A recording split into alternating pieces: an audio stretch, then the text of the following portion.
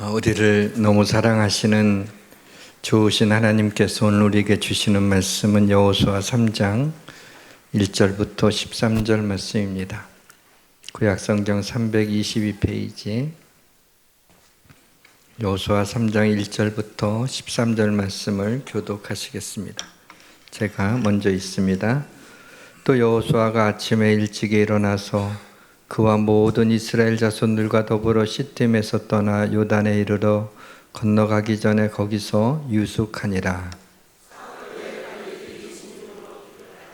백성에게 명령하여 이르되 너희는 레위 사람 제사장들이 너희 하나님 여호와의 언약궤 매는 것을 보거든 너희가 있는 곳을 떠나 그 뒤를 따르라.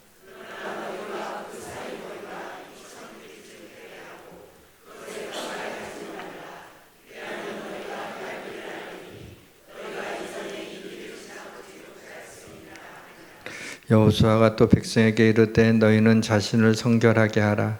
여호와께서 내일 너희 가운데 기이한 일들을 행하시리라.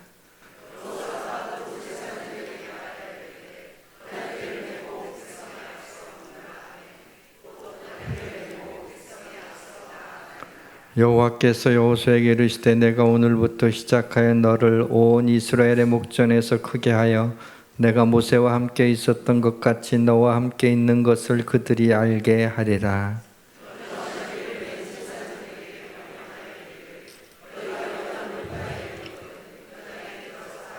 여호수아가 이스라엘 자손에게 이르되 이리 와서 너희의 하나님 여호와의 말씀을 들으라 하고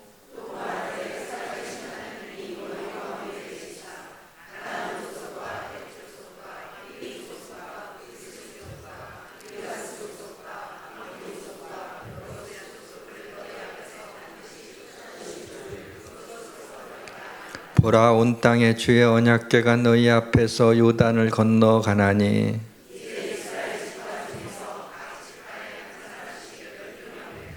같이 있습니다.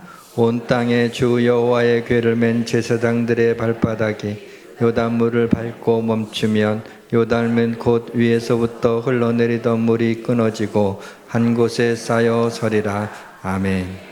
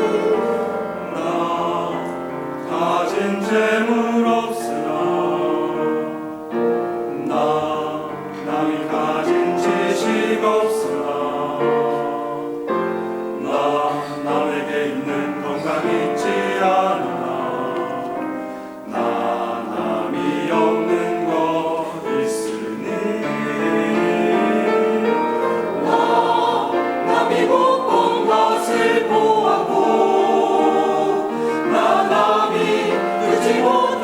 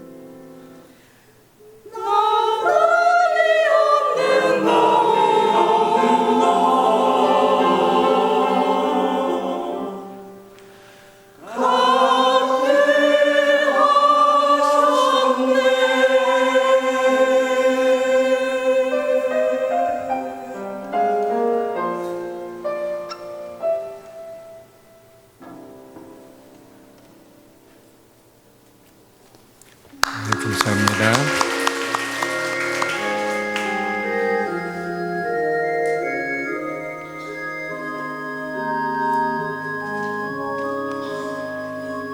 예수 우리 왕이여 이곳에 오셔서 우리가 왕께 드리는 영광을 받아 주소서. 우리는 주님의 백성, 주님은 우리 왕이라. 왕이신 예수님 오셔서 좌정하사 다스리소서.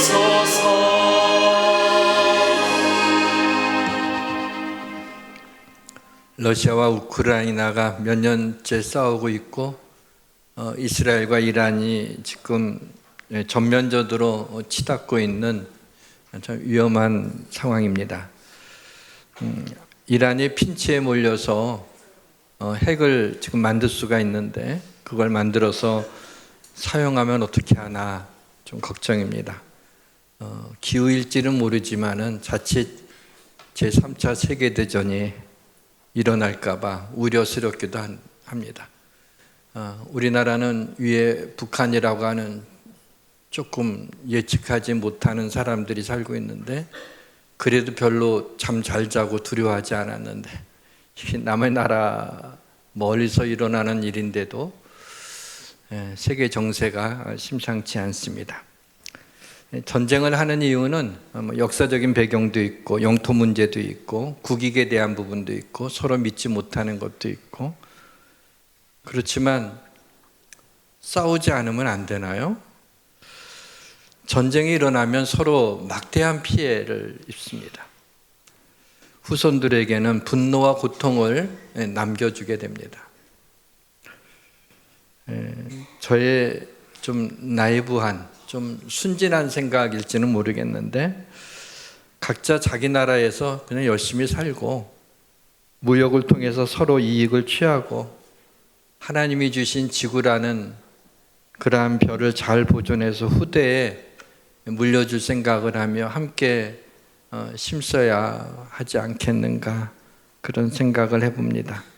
평화의 왕으로 오신 예수님께서 이 땅에 평화를 주시기를 원합니다. 지난 한 주간은 하나님의 위로가 절실했던 시간이었습니다. 모든 사람이 슬픔을 만납니다. 그래서 사람들의 눈에는 저마다 눈물샘을 하나씩 갖고 있는 것 같습니다. 정채봉 시인은 백두산 천지에 올라가 이렇게 웅장한 산도 이렇게 큰 눈물샘을 가지고 있다는 것을 이제야 알았다라고 시를 썼습니다. 깨진 세상을 살면서 여러 가지 문제로 고통당하는 우리 성도님들에게 하나님의 위로가 넘치시기를 주님의 이름으로 축원합니다. 모든 것이 잘 될 것입니다. 영광스럽고 기쁜 부활의 아침에 예수님은 무덤 밖에 서서 통곡하며 울고 있는 막달라 마리아 곁에 서서 다정한 목소리로 부르십니다. 마리아야. 부활의 주님이 이 시간 조용히 눈물을 흘리고 있는 우리에게도 오셔서 나의 이름을 불러주고 계십니다. 십자가 상흔을 가지고 계셨던 부활하신 예수님은 통곡의 벤치에 앉아 아픔과 상처와 두려움 때문에 울고 있는 우리에게 다가오셔서 우리와 함께 울어주십니다. 지난 한 주간 느낀 것은 인간은 한없이 약하다는 것입니다. 사람은 흙으로 빚어진 존재입니다. 너는 흙이니 흙으로 돌아갈 것이니라. 우리는 먼지일 뿐입니다. 이는 그가 우리의 체질을 아시며 우리가 단지 먼지뿐임을 기억하심이로다. 인생은 잠깐 보이다가 없어지는 안개와 같은 존재입니다. 인생은 꽃이 필 때가 있지만 얼마 안 가 시드는 풀과 같은 존재입니다. 인간이 이렇게 연약한 존재이지만 하나님은 우리를 사랑하십니다. 하나님은 고통의 한복판에서 울고 있는 우리에게 은혜를 주시고 위로해 주시는 분이심을 믿으시기를 주님의 이름으로 축원합니다. 오늘 말씀의 제목은 믿음과 거룩으로 얻는 가나안입니다. 가나안은 오늘날 이스라엘을 가리키는 거죠. 그 땅을 말이죠. 지금 이란과의 전쟁으로 인해 핫이슈가 되고 있는 이스라엘을 성경의 역사관으로 잠깐 풀어보겠습니다. 야곱의 아들 요셉은 형제들의 시기로 애굽, 오늘날 이집트로 팔려가게 되었고 그곳에서 총리까지 지낸 입지전적 인물입니다. 야곱의 아들 요셉은 형제들의 그 시기로 말미암아 팔려가서 감옥에도 가고 좀 억울한 일을 많이 당했습니다. 요셉은 고대 근동에 흉년이 들자 곡식을 구하러 온 요셉의 형들을 애굽 고센 땅에 정착시키고 그곳에서 번성해서 이스라엘 민족을 이루었지만 애굽의 요셉을 알지 못하는 새로운 왕이 나오자 왕은 이스라엘 민족을 노예로 삼습니다. 이스라엘 민족의 고통의 부르짖음을 듣고 하나님은 모세를 보내어 이스라엘 민족을 애굽에서 엑소도스 시키는, 애굽에서 탈출시키는 대장정에 들어갑니다. 40년을 광야에서 단련시킨 하나님은 일찍이 아브라함에게 약속하셨던 가나안 땅에 정착시킵니다.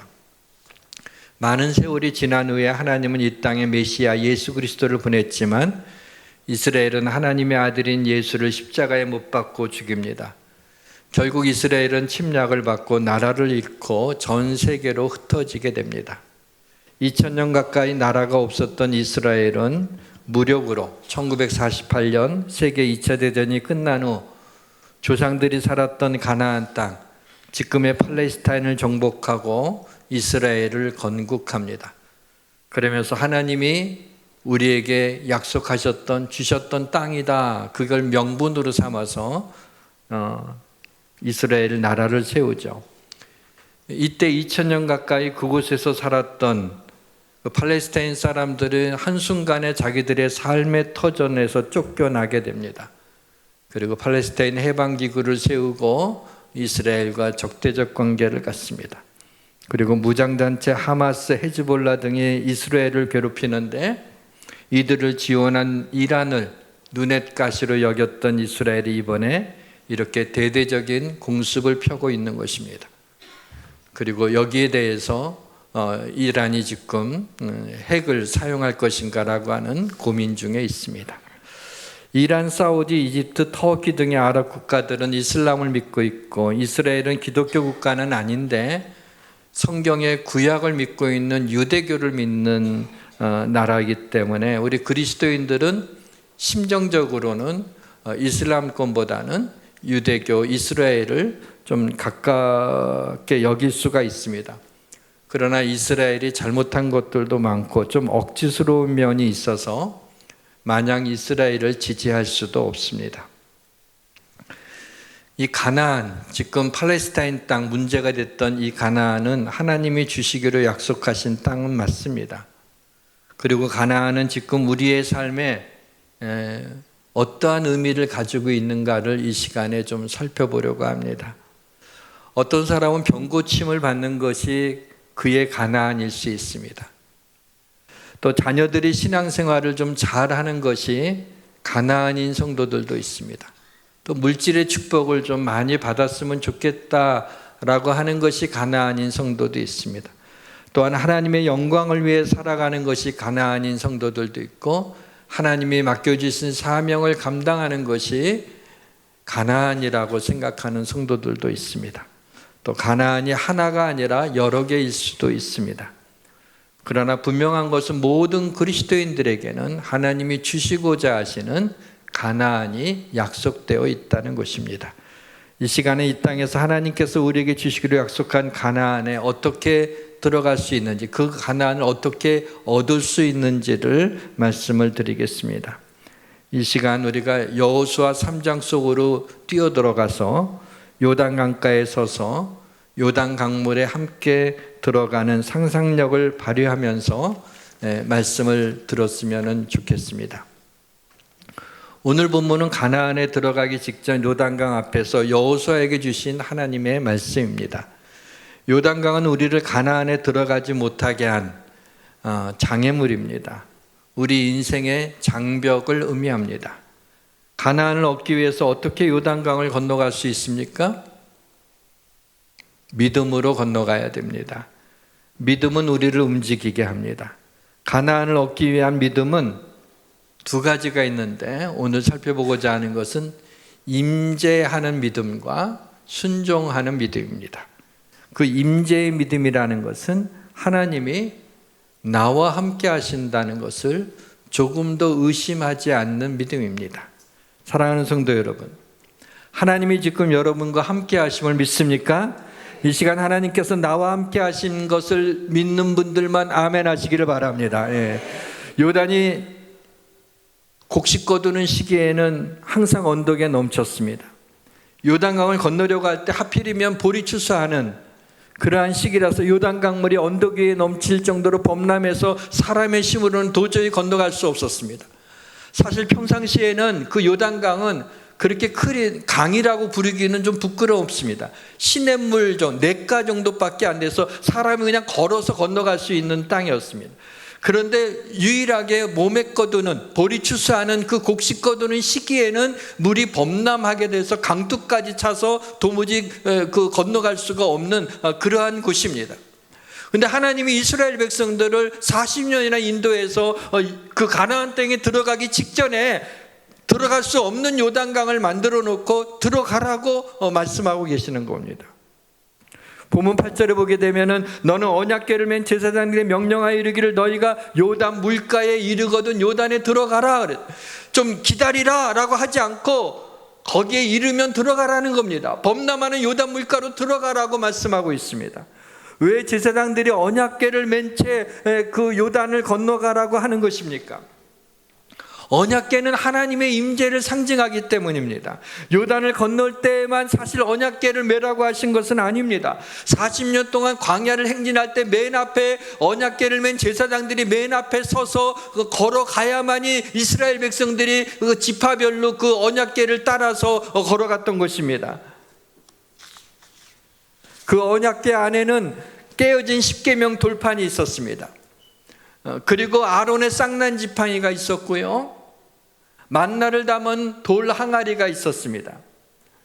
이 십계명과 쌍난 지팡이와 그리고 만나를 담은 항아리는 모두 하나님이 직접 행하신 일들입니다.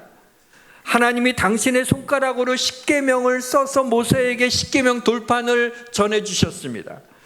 또 지팡이는, 아론의 지팡이는 이미 죽은 나무입니다. 근데 하나님은 죽은 나무에서 싹이 나게 함으로 인해서 하나님의 터치가 들어가 있는 나무가 된 것입니다. 또 만나는 새벽마다 아침에 이슬이 내린 후에 만들어진 시고 둥글 그 과자 맛의 음식입니다. 그래서 이스라엘 백성들이 첫날에 새벽에 일어나 보니까 이슬이 내린 후에 이슬이 맺혀 있는 곳에 만나들이 이렇게 솜사탕처럼 쭉 쌓여 있는 것을 보고 이것이 무엇이냐 그랬어요. 그게 만나입니다. 그 뜻이 만나입니다. 그래서 만나라고 이름이 된 것이죠. 만나는 하나님이 직접 하늘에서 내린 메이드 오브 갓입니다. 하나님이 만드신 음식입니다. 이처럼 언약궤 안에 들어가 있는 이 세 가지는 하나님이 직접 행하신 일, 다시 말하면 하나님의 임재를 상징하는 것입니다. 그래서 지성소 안에 있는 그 언약궤, 법궤, 증거궤라고 일컫는 그 언약궤는 하나님이 그곳에 임재하신다고 생각하고 함부로 거기 들어갈 수가 없었던 것입니다. 가나안에 들어가는 길은 이전에 지나가 본 적이 없는 그러한 처음으로 요단강을 건너 가나안에 들어가게 된 것입니다. 그래서 이스라엘 백성들의 마음에는 두려운 마음이 있었습니다. 그곳 가나안 땅은 비어있는 땅이 아니라 거기에 6족속이 살고 있었기 때문에 그들을 물리쳐야만 그러면 들어갈 수 있는 곳이었습니다. 언약궤를 메고 맨 앞에 서서 요단 강문에 들어서야 하는 제사장도 두려웠던 것은 마찬가지였습니다. 제사장이 언약궤를 메고 요단에 들어가라는 것은 객관적으로 굉장히 위험한 일입니다. 언약궤가 그렇게 가볍지가 않습니다. 근데 4명의 제사장이 언약궤를 메고 범람한 그 강물이라서 강물이 좀 범람하게 되면요 유속이 굉장히 빨라지게 됩니다. 그러니까 가장 유속이 빨라지는데 그 언약궤를 4명의 제사장이 어깨에다 메고 들어가다가 한 사람이라도 그 빨라진 유속 때문에 좀 균형을 잃고 넘어지기라도 한다면은 거기 있는 이 언약궤와 그 사람들은 전부 다 그 강물에 휩쓸려서 죽음을 맞이하게 되는 아주 위험한 일이었습니다. 근데 또 한편으로 생각하면 언약궤는 뭐라고요? 언약궤는 하나님의 임재를 상징하는 것이라고 그랬어요. 그러니까 하나님이 함께 하신다는 거예요. 언약궤를 메고 강물에 들어가라는 것은 하나님이 너희와 함께 할 것이니 두려워하지 말라는 것입니다. 여기에서 우리 인생을 살아가는 아주 날카롭게 비교되는 두 부류의 사람이 있습니다. 하나는 객관적이고 합리적으로 인생을 살아가는 사람들입니다. 또 한 사람은 믿음으로 인생을 살아가는 사람들입니다. 이것이 뚜렷하게 구별되는 그러한 지점이라고 볼 수가 있습니다. 언약궤를 메면서 들어가는 것은 합리적이지 않습니다. 그러나 언약궤는 하나님의 임재입니다. 하나님이 함께 하시면 너를 지켜주시라는 것을 믿고 하나님의 말씀대로 요단강물에 발을 내딛고 건너가는 것, 이것이 바로 믿는 자들의 삶의 태도인 것입니다. 하나님이 함께 하시면 범람하는 요단강물이 아니라 홍해바다도 건너고 우리 인생의 고해도 건널 수 있는 것입니다. 사랑하는 성도 여러분, 하나님이 함께 하시면 두려울 것이 없음을 믿으시기를 바랍니다. 하나님이 함께 하시면 사실 무엇이 두렵겠습니까? 하나님이 나와 함께 하신다는 것이 조금도 의심되지 않고 내 일생 가운데 나를 떠나지 않고 버리지 않고 나와 영원히 하나님이 동행하신다면 우리가 이 땅에서 겁낼 것이 뭐가 있겠습니까? 언약궤는 출애굽기 25장 10절에 보게 되면은 조각목으로 만들어진 것을 알 수 있습니다. 광야에서 흔히 볼 수 있는 이 나무는 아카시아 나무입니다. 아카시아 나무는 별로 좋지 않습니다. 옹이가 많습니다. 그리고 삐뚤어진 나무입니다. 목재로서의 가치가 별로 없습니다. 또 이 나무는 네모 반듯한 언약궤를 만든다는 것이 쉽지 않았습니다. 다듬고 또 다듬고 또 다듬어야 네모 반듯한 길이 1m, 높이 70cm의 언약궤를 만들 수 있습니다. 이렇게 만들어진 나무 언약궤에 금을 입혀서 언약궤를 완성했던 것입니다. 이스라엘 백성들은 아카시아 나무처럼 옹이가 많아 고집스러웠습니다. 비틀어진 아카시아 나무처럼 마음이 비뚤어져 있어서 평생을 불평과 원망으로 광야 생활을 고단하게 걸어가야만 했습니다. 본문을 묵상하다가 좀 특이한 것을 발견했습니다. 1절에 보니까 시딤에서 떠나라는 말씀을 봤습니다. 시딤 나무라고 있는데 찾아봤더니 이사야 41장 19절에 보니까 이 시딤 나무가 영어 성경에는 아카시아 나무로 번역이 되어 있는 것을 보았습니다. 아마도 이 시딤이라고 하는 마을에 아카시아 나무가 많았던 모양입니다. 하나님은 우리를 가나안으로 인도하기 위해서 먼저 우리에게 시딤에서 떠나길 원하십니다. 그래서 굳이 시딤에서 떠나라고 하는 구절을 포함시켰습니다. 하나님은 우리가 가나안에 들어가기 전에 아카시아 나무와 같이 옹이지고 삐뚤어진 그러한 성품에서 떠나길 원하십니다.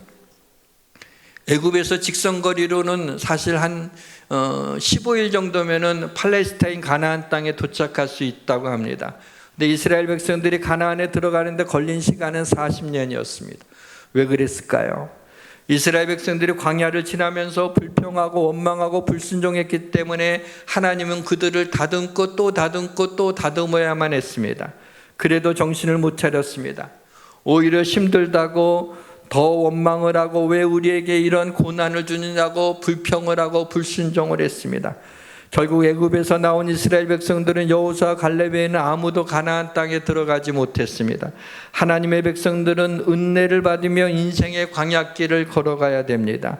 나는 하나님을 떠나면 갈 곳이 없습니다라는 마음을 가지고 신앙생활 하셔야 합니다. 광야에서 태어난 이스라엘 백성들도 옹이가 많고 삐뚤어진 백성들이었지만 하나님은 그들을 40년 동안의 광야에서 다듬고 다듬고 또 다듬었습니다. 그리고 언약궤처럼 정금과 같은 믿음을 그 위에 입혔습니다. 이들은 하나님이 자신들과 함께 하심을 믿게 되었습니다. 그리고 가나안 땅에 들어갈 수 있었습니다.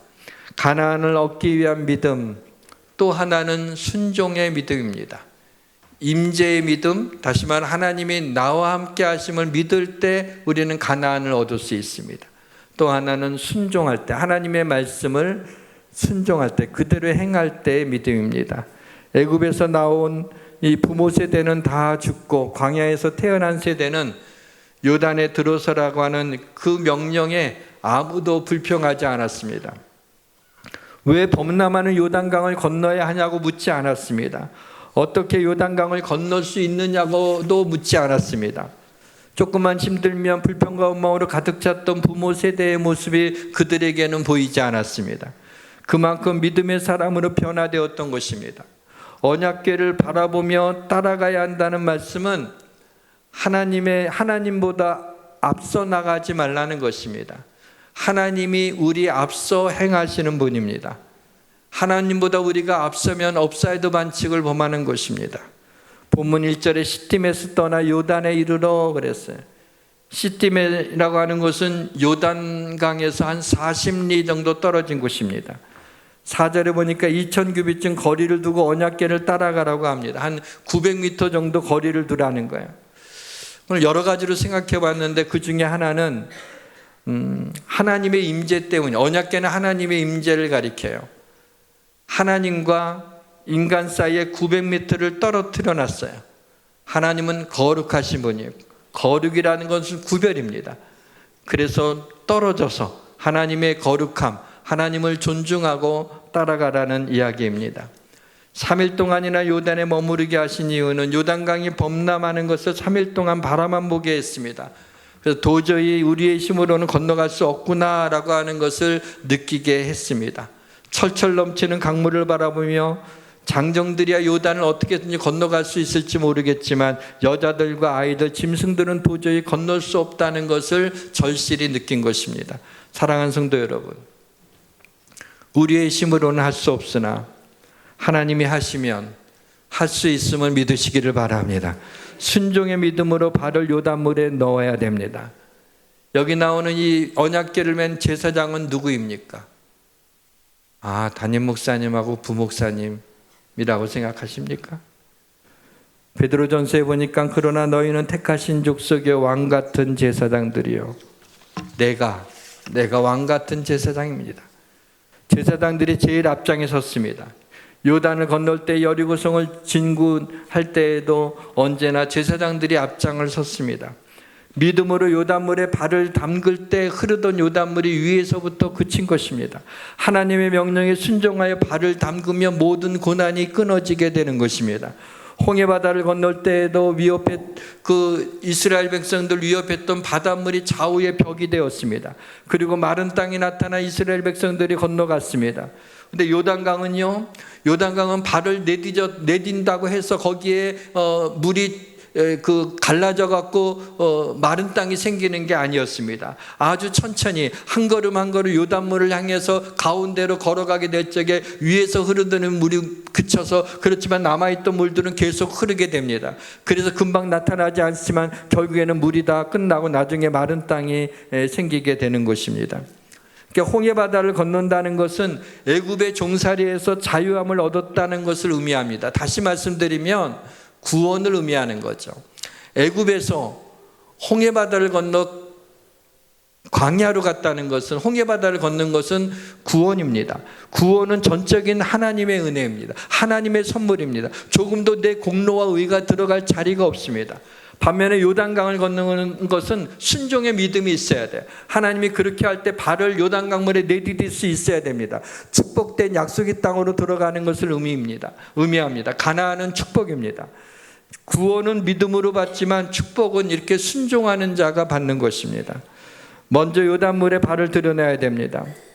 제사장이 그 언약궤를 네 사람이 메고, 아마 여호수아가 제사장 뽑았을 거예요. 너 하고 내며 여러 명의 제사장이 있었지만 이 네 사람들이 뽑혔을 때 어땠을까요? 기뻤을까요?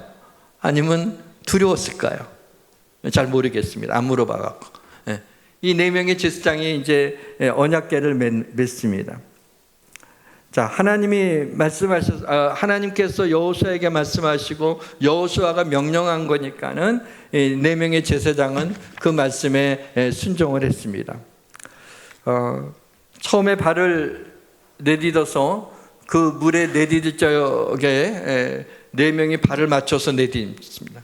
그 다음에 조금씩 걸어갑니다. 그런데 성경에 보게 되면 요단강의 제사장이 발을 담그는 순간 요단강의 상류 아담해에 있는 거기서부터 물이 마치 댐이 있는 것처럼 물을 이렇게 쌓게 했다. 더 이상 흐르지 않게 했다는 거예요. 흐르고 있는 것은 계속 내려가지만 흐르지 않게 했다는 거예요. 그러나 제사장이 볼 적에는요, 위에는 그쳤지만 계속 물이 흐르고 있으니까는 물이 그쳤다는 것을 아직 확신할 수가 없습니다. 네 명의 제사장이 조금씩 물속으로 들어갑니다. 들어가면서 아마 점점 가운데로 들어가니까 깊은 데로 들어가서 물이 점점 차오르게 되겠죠. 가슴 정도까지 물이 오게 되면 이게 잘 움직이기가 쉽지 않습니다. 어디까지, 턱까지 왔는지 가슴까지 왔는지는 모르지만은 드디어 요단 강물 가운데 섰습니다. 그리고 언약궤는 메고 있습니다. 아마 언약궤도 물에 잠겼는지 모르겠습니다. 그들이 메고 있는데 놀라운 사실은 계속 끊어졌기 때문에 나머지 흘렀던 분들이 이제 내려오면서 이 제사장의 가슴까지 왔던 이 물들이 조금씩 이제 내려가게 되겠죠. 수위가 낮아지게 됩니다. 저는 이 제사장 이 네 사람이 자기의 옷에서 이 가슴에서부터 내려오는 수위를 보면서 그 하나님의 역사를 보면서 얼마나 흥분되고 얼마나 기뻤을까라고 하는 것을 생각해 봅니다. 나중에 보니까는 그 요단강이 마른 땅이 되었습니다. 그리고 제사장들은 우뚝 서 있었어요. 굳게 서 있었다래요. 그 마음에 저는 제사장의 얼굴에는 미소가 있고 기쁨이 있었을 것 같아요. 나는 체험했다 이거야. 그 강물의 가운데 들어가 있었는데 믿음으로 발을 내디뎠더니 결국에는 물이 줄어들게 되고 마른 땅이 되었다. 이 네 명이 얼마나 기쁨으로 하나님을 찬양했을까 생각합니다. 여러분, 믿음으로 하나님이 말씀하실 때 그 명령에 순종해서 발을 내딛게 되면은 하나님이 그 믿음을 보시고 순종하는 믿음을 보시고 세상이 생각하지 못하는 놀라운 하나님의 은혜와 축복을 그와 그의 자녀들에게 베풀어 주심을 믿으시기를 바랍니다. 사랑하는 성도 여러분, 하나님을 바라보고 나가시기를 바랍니다. 요단강이 갈라지게 될 것입니다. 우리 모두 가나안에 들어가게 될 것입니다. 가나안의 복에서 아무도 제외되지 않을 것입니다. 나를 절망시키고 좌절시키고 낙심케 하는 악한 영들은 물러갈지어다. 사랑하는 성도 여러분, 믿음으로 요단강을 올라가시고 새로운 축복으로 비상하는 예수의 함께 성도님들이 되시기를 주님의 이름으로 축원합니다. 또 하나, 가나안을 얻기 위해서는 거룩해야 됩니다. 본문 5절에 보게 되면 이러한 말씀이 나오죠. 3장 5절 말씀입니다. 여호수아가 또 백성에 이르되 너희는 너희 자신을 성결하게 하라. 여호와께서 내일 너희 가운데 기이한 일들을 행하시리라 그랬어요. 제사장들이 머리에 관을 써요. 모자죠. 관을 쓰면은 여기에 여호와께 성결이라고 하는 것을 이마 폐로 딱 붙입니다. 그리고 사역을 하죠. 성결은 거룩입니다. 자신을 성결하게 하면 여호와께서 내일 너희 가운데 기이한 일을 행하실 것이다 라고 말씀하셨어요. 이 말씀은 하나님의 기적이 아니고서는 이 요단강을 건너갈 수 없다라고 하는 것입니다. 요단의 기적이 일어나기 위해서는 우리 자신을 성결케 해야 됩니다. 여러분, 성결케 하기 위한 가장 유용한 방법은 뭐냐면 기도에 힘쓰는 것입니다. 기도하는 시간은 성령님이 역사하시는 시간이에요.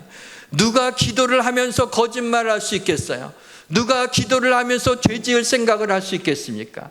우리가 무릎을 꿇고 하나님 아버지하고 부르는 순간에 하나님의 영이 함께 하셔서, 성령님이 함께 하셔서 우리의 기도를 인도해 주십니다. 성령님이 나를 다스리는 시간입니다. 그래서 여호수아는 언제나 중요한 일을 앞두고 아침에 일찍 일어나 기도한 것을 보게 됩니다. 본문 1절이 이렇게 시작되죠. 또 여호수아가 아침에 일찍 일어나서, 성경에 아침에 일찍 일어났다는 표현은 관용적 표현입니다. 기도한다는 표현이에요. 여호수아가 아침에 일찍 일어나서 국민 체조했다는 얘기가 아니란 말이죠. 다른 짓을 했다는 얘기가 아니에요. 하나님 앞에 기도했다는 거예요. 그래서 계속해서 보게 되면 이렇게 나옵니다. 또 여호수아가 아침에 일찍 일어나서, 이에 여호수아가 아침에 일찍 일어나서, 여호수아가 아침에 일찍 일어나서, 그 여호수아서에 계속해서 나와 있는 것은 여호수아가 아침에 일찍 일어났다는, 다시 말하면 아침마다 하나님 앞에 기도하며 하루를 시작했다고 말씀하고 있는 것입니다. 우리 인간의 삶에 하나님의 은혜가, 하나님의 사랑이, 하나님의 말씀이 덧입혀지면 그의 삶은 놀라운 축복의 삶이 되는 것입니다. 바로 이 통로가 기도입니다. 기도를 통해서 이와 같은 은혜와 사랑과 축복을 받게 되는 것입니다. 기도를 통해서 요단강이 갈라지는 기적이 일어나게 되는 것입니다. 사랑하는 성도 여러분, 하나님께서 문을 여실 때까지 기도하시기를 바랍니다. 요단이 갈라질 때까지 기도하시기를 바랍니다. 내 마음의 죄가 불살라질 때까지 기도하시길 바랍니다. 하늘 문이 열릴 때까지 기도하시길 바랍니다. 축복의 문이 열릴 때까지 기도하시기를 바랍니다. 낭망치 말고 하나님 앞에 끝까지 기도하십시오. 결국에 끝까지 기도했는데 실망했다고 하는 사람은 제가 들어본 적이 없습니다. 하나님은 살아계시기 때문에 우리의 기도에 귀를 기울이시고 예수 그리스도의 이름으로 기도하는 것보다 하나님의 하나도 놓치지 않을 것입니다. 끝까지 담대하게 하나님 앞에 기도하는 그 기도를 통해서 우리를 성결케 해 하나님이 주시는 복을 누리시기를 바랍니다. 어려움과 위기와 고통을 당하면 더욱 간절히 기도하는 사람이 있는가 하면 오히려 기도하지 않는 자도 있습니다. 염려가 생기면 염려를 기도거리로 삼고 기도하는 자가 있는가 하면 염려하느라고 기도하지 못하는 자들도 있습니다. 기도할 때 하나님이 우리를 거룩하게 하십니다. 거룩함의 주체는 내가 아니라 하나님입니다. 내가 얼마나 우리가 죄를 안 짓고 거룩하게 살 수 있습니까? 거룩함의 주체는 하나님이에요. 데살로니가 전서에 보니까 평강의 하나님이 친히 너희를 온전히 거룩하게 하시고 그랬습니다. 이번 부흥회가 좋았다는 성도님들이 많아서 하나님께 감사드리고 있습니다. 저는 부흥이 뭘까요? 부흥은 하나님이 찾아오시는 하나님의 대신방이라고 생각합니다. 하나님이 오시면 됩니다. 하나님이 허락하시면 됩니다. 하나님이 도와주시면 됩니다. 우리는 하나님이 하시는 일을 믿습니다. 그래서 여기까지 달려왔습니다. 그러나 현실은 여전히 철철 넘치는 요단강 물처럼 큰 문제의 직면에 있는 분들이 있지 않습니까? 내 얼굴에 기미는 잘 보이지 않는데 믿지 않는 남편이 도무지 하나님께 돌아올 기미는 보이지 않을 때 우리는 낙심합니다. 자녀들이 인터넷 게임에 중독되어 있어서 장가갈 때까지 인터넷 게임을 할 것 같아서 절망스럽기도 합니다. 오랜 질병으로 고통을 당할 때 죽을 때까지 내 몸이 이렇게 아프면서 살아야 되는가라는 생각에 좌절하기도 합니다. 사랑하는 성도 여러분, 범람하는 요단물처럼 우리 인생에 큰 어려움이 있어도 하나님의 언약궤만 메고 있으면 위에서 흐르던 물이 위에서부터 그쳐서 요단강을 건너 갓난에 이르게 됨을 믿으시기를 바랍니다. 사랑하는 성도 여러분, 하나님이 당신을 떠나지 않고 버리지 않으실 것입니다. 하나님이 나와 함께 하심을 믿고 아무것도 두려워하지 말고 믿음으로 요단강을 건너가시기를 주님의 이름으로 축원합니다. 사랑하는 성도 여러분, 범람하는 요단물 앞에서 하나님이 명령하신 대로 순종의 믿음으로 발을 요단물에 담그시기를 바랍니다. 한 걸음씩 요단물 가운데로 나가시기를 바랍니다. 요단물이 당신을 삼키지 못하고 요단물이 줄어들게 되고 결국 그 요단물이 마르게 됨을 믿으시기를 주님의 이름으로 축원합니다. 사랑하는 성도 여러분, 우리가 성결한 사람, 거룩한 삶을 살기에는 너무나 죄가 많습니다. 그러나 적어도 우리가 기도하는 동안에는 거룩한 성령님이 운행하시고 우리를 다스리십니다. 그리스도의 피가 우리의 모든 죄를 사해 주셨음을 믿고 피 묻은 거룩으로, 기도의 거룩으로 하나님이 여러분에게 주시고자 약속하셨던 가나안, 축복과 소원과 병고침과 문제 해결의 가나안을 얻으시기를 주님의 이름으로 축원합니다. 찬양하겠습니다. 주님 주신 땅으로.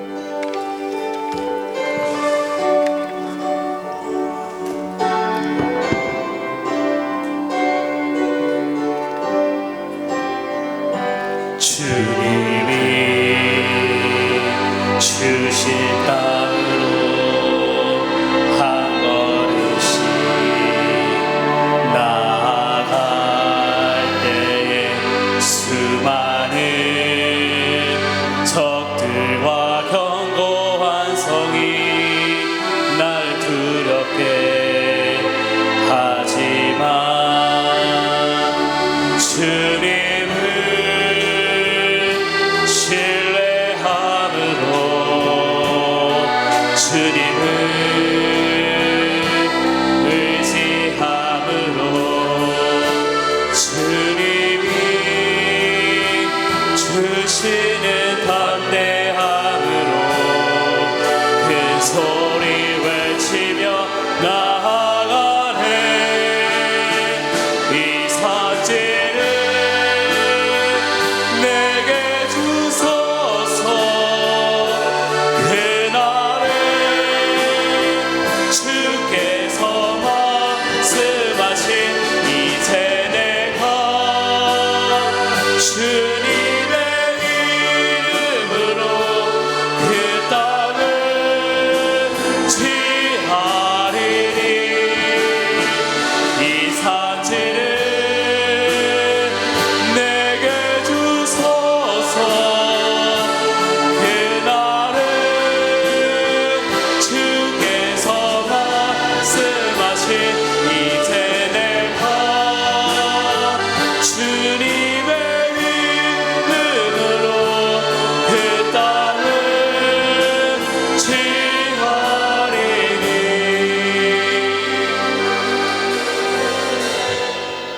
임재의 믿음, 순종의 믿음, 기도의 거룩을 가지고 요단강을 건너 가나안을 얻게 하옵소서. 하나님, 우리 성도들의 마음의 소원과 여러 가지 문제들을 해결해 주시고 축복해 주시며 하나님의 은혜로 채워 주옵소서. 예수님의 이름으로 기도합니다. 아멘.